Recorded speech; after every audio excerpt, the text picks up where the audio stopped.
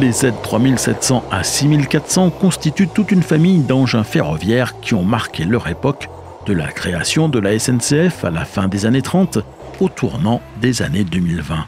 Une sacrée carrière qui fait que rares sont ceux qui ne les ont jamais côtoyés. Pour beaucoup, elles ont même fait office de train du quotidien. Ce n'est pas leur couleur qui va nous aider à les distinguer puisque précisément l'un de leurs intérêts pour la SNCF était qu'elle n'était pas peinte, ce qui lui a permis de réaliser de substantielles économies sur les frais d'entretien. Très novatrices à l'époque de leur mise en service, elles ont accompagné la modernisation et notamment l'électrification du réseau ferré français, avant de céder leur place, somme toute assez récemment, à du matériel beaucoup plus moderne. On leur a donné beaucoup de surnoms, boîte de conserve, canette, couscoussière, grille-pain, Guy de Graine. Vous en connaissez peut-être d'autres, mais c'est finalement celui de Petit Gris qui est resté. Les automotrices inox ont marqué le paysage ferroviaire français et tout particulièrement celui de la banlieue parisienne. Retour aujourd'hui sur la carrière des Petits Gris. Bonjour et bienvenue dans Aiguillage.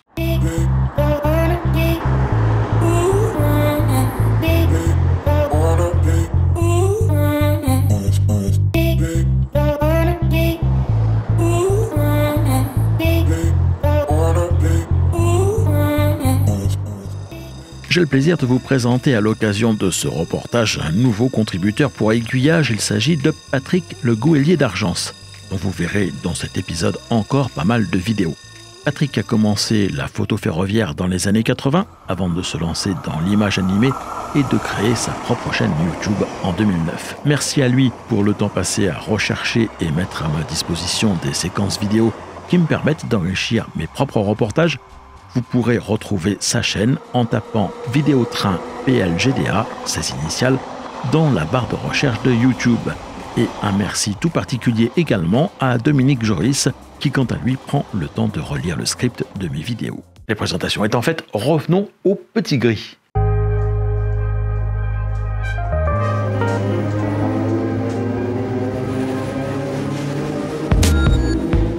Leur histoire a commencé avant celle de la SNCF avec la conception des premiers matériels roulants construits en acier inoxydable pour les chemins de fer de l'État, sous l'impulsion de leur directeur de l'époque, Raoul Dautry. Une première série de 20 automotrices articulées à 2 caisses reposant sur 3 bogies moteurs, prit du service sur l'axe Paris-Le Mans à partir de 1937. Ce nouveau matériau avec comme grand avantage de réduire considérablement le poids du matériel roulant et d'autoriser de ce fait d'atteindre la vitesse tout à fait respectable pour l'époque de 130 km/h. S'agissant d'engins automoteurs électriques, leur numéro de série se devait d'être précédé de la lettre Z. Ils furent donc numérotés dans la série Z 23700 par les chemins de fer de l'État, puis renumérotés Z 3700 par la SNCF, à partir de 1950. Il présentait par ailleurs d'autres innovations contribuant à améliorer le confort des voyageurs comme la climatisation, des marchepieds rétractables, l'ouverture assistée des portes et la présence de toilettes, ce qui était une première sur du matériel destiné principalement à des dessertes de banlieue. Ne disposant que de 2 portes par face, elles s'avérèrent assez vite mal adaptées lorsque le trafic augmenta fortement dans les années d'après-guerre. Elles poursuivirent néanmoins bon gré mal gré leur carrière jusqu'en 1985. La SNCF songea assez tôt à commander une nouvelle série d'engins électriques automoteurs destinés à la banlieue sud-est de la région parisienne. Ce seront les Z5100, mais la guerre retarda ce projet.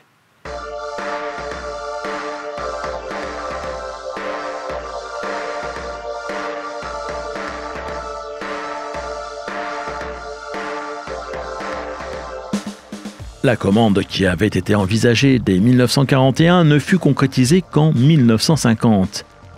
Étudiées sur la base des Z3700, les nouvelles Z5100 se différenciaient par leur esthétique, qui sera reprise par les séries qui suivront, mais aussi par certaines de leurs caractéristiques techniques. Les rames étaient constituées d'une motrice et une ou 2 remorques, celle de queue étant équipée d'une cabine de conduite. Les marchepieds rétractables furent abandonnés. Chacune des caisses était dotée de 4 portes par face, ce qui permettait des temps de stationnement plus courts. Les rames pouvaient compter jusqu'à 12 caisses, mais leur performance était bien moindre que celle de leurs aînés, les Z3700. Avec l'arrivée des premières rames tractées à 2 niveaux pour renforcer les capacités des trains assurant les dessertes de ces banlieues, les Z5100 finirent leur carrière en région. On put en voir ainsi autour de Bordeaux, Limoges, Lyon, Orléans ou Tours, avant qu'elles ne prennent leur retraite en 1998. Poursuivant la modernisation de son réseau banlieue, la SNCF fit l'acquisition d'une nouvelle série de rames inox, les Z5300.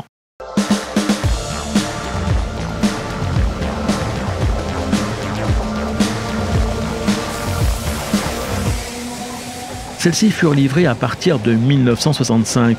On les vit non seulement dans les banlieues sud-est et sud-ouest, mais aussi sur des lignes de l'ouest de la région parisienne. On les reconnaissait à leurs 3 portes par face. Avec l'ouverture de la ligne C du RER le 26 septembre 1979, cette série fut intégralement mobilisée autour de ce service. Jusqu'à ce qu'en 1994, l'introduction sur cette ligne également de rames à 2 niveaux les chasse à leur tour vers la province. Elles s'exilèrent vers Bordeaux et Tours, où elles remplacèrent progressivement les Z5100 jusqu'à leur retrait des effectifs qui intervint en 2012. Toutes les automotrices dont je vous ai parlé jusqu'ici avaient une caractéristique commune, celle de ne pouvoir rouler que sous une caténaire électrifiée en 1500 volts continus.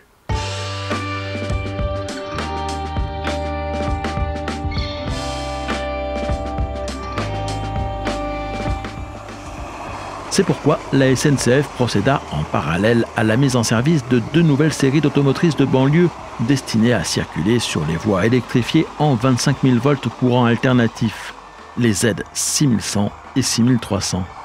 Également livrées à partir de 1965, elles étaient quant à elles destinées à desservir la banlieue nord de Paris, vers Pontoise, Persan, Valmondois, Luzarches, Creil et Crépy-en-Valois, au départ de la gare du Nord pour les premières, et les gares desservies à partir de celle de Saint-Lazare pour les secondes.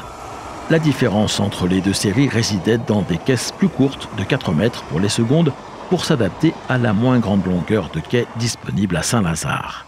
En 1989, la création de l'interconnexion du RER A provoqua une complète réorganisation des lignes de banlieue, irriguées à partir de cette gare.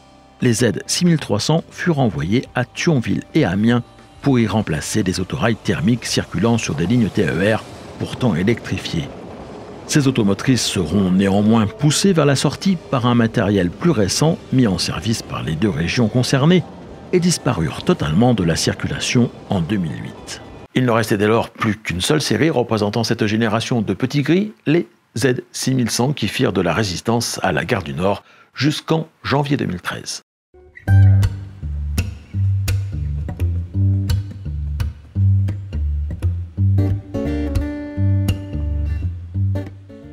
C'était il y a 10 ans. La fin des petits gris marquera également celle de l'un des dépôts mythiques de la capitale, celui de la Chapelle, où ils étaient entretenus.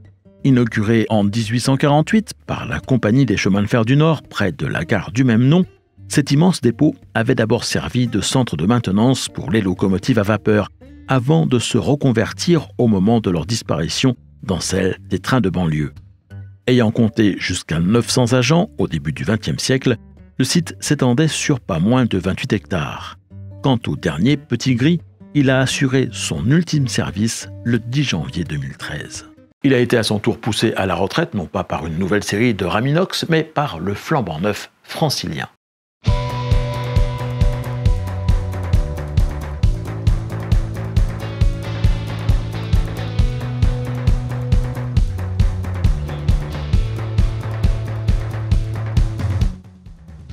Sa numérotation dans la flotte des automoteurs électriques de la SNCF, Z50 000, un train conçu dans les années 2000 pour remplacer les rames inox encore en activité autour des gares du Nord et de Saint-Lazare, mais pour prendre en charge également des missions au départ de celles de l'Est. Il apporte à son tour de nombreuses innovations techniques. Son plancher bas intégral permet de se passer définitivement de marche pour accéder à la rame. Les franciliens ont progressivement pris du service à partir du mois de décembre 2009, d'abord sur la ligne H du Transilien entre Paris, Gare du Nord et Luzarches ou Persan-Beaumont, puis sur les lignes P, L et J, et enfin sur la ligne K, toujours du Transilien, et la E du RER. Au total, 360 rames ont été livrées et on est parti pour vivre avec, si elles ont la même longévité que leurs prédécesseurs, pour une bonne quarantaine d'années. Maintenant qu'ils ont disparu des lignes de la SNCF, que reste-t-il des petits gris ?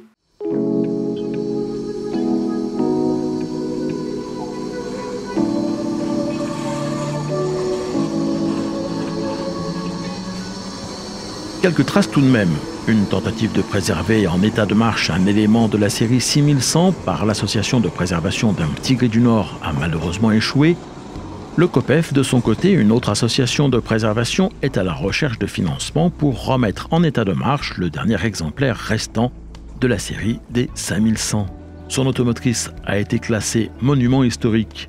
Sinon, quelques pièces prélevées sur d'autres rames avant leur ferraillage ont été vendues aux enchères au profit des Restos du Cœur et quelques amateurs ou collectionneurs ont pu se payer une plaque, une banquette ou même des portes de ces anciennes automotrices. La Roumanie en a acheté quelques exemplaires pour les faire rouler sur son réseau. Sinon, 2 sont présentés à la Cité du Train de Mulhouse. Un issu de la série Z5300, l'autre de la série Z6100. Dans les deux cas, il s'agit d'une motrice et de sa remorque. De votre côté, avez-vous des souvenirs ou des anecdotes à raconter à propos des petits gris? Vous pouvez me les laisser en commentaire sous cette vidéo. Je prendrai le temps de les lire d'ici la semaine prochaine, où je vous proposerai une autre exploration ferroviaire. Pour patienter d'ici là, je vous propose de voir ou revoir un autre épisode de cette série consacrée au matériel roulant moteur de la SNCF.